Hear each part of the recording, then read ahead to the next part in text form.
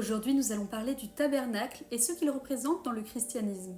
À l'origine, le tabernaculum latin était une tente. Dans l'histoire du salut, la présence de Dieu au milieu de son peuple en Exode était symbolisée par la tente de la rencontre, ou tente du rendez-vous, où Moïse venait, au nom du peuple, converser avec Yahvé. Comme un ami parle à son ami, Exode chapitre 33 verset 11. Dans le Nouveau Testament, saint Paul compare l'humanité même du Christ à une tente qui n'est pas faite de main d'homme. Le texte grec du prologue de l'évangile de saint Jean porte exactement « Le Verbe s'est fait chair et il a planté sa tente au milieu de nous ».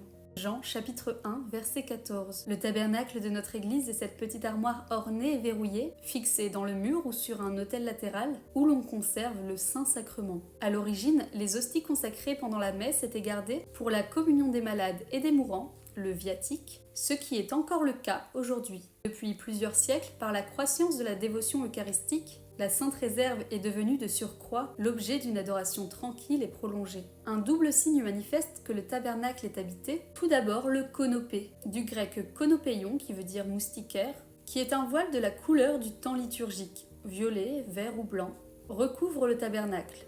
Quand le tabernacle est en forme de cylindre, le konopé, ou grand pavillon, lui donne véritablement l'allure d'une tente. L'autre signe de la présence réelle du Seigneur est la lampe qui brûle auprès du tabernacle et dont le symbolisme remonte à l'Ancien Testament. Plus qu'une veilleuse électrique, il faut conseiller une lampe à huile à la mèche vivante, placée le plus souvent dans un verre rouge. C'est aussi le symbole de l'âme invitée à se consumer devant Dieu en brûlant son temps pour lui.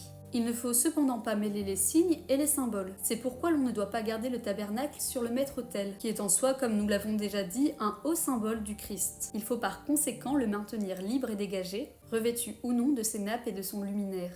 Le Seigneur Jésus, réellement présent dans les hosties consacrées et conservé au tabernacle, doit être adoré, mais non sur l'autel majeur. À cette fin, on installe le tabernacle dans le mur du sanctuaire, ou mieux encore sur l'autel d'une chapelle de l'église, comme la chapelle axiale des cathédrales qui s'ouvre sur le milieu du déambulatoire.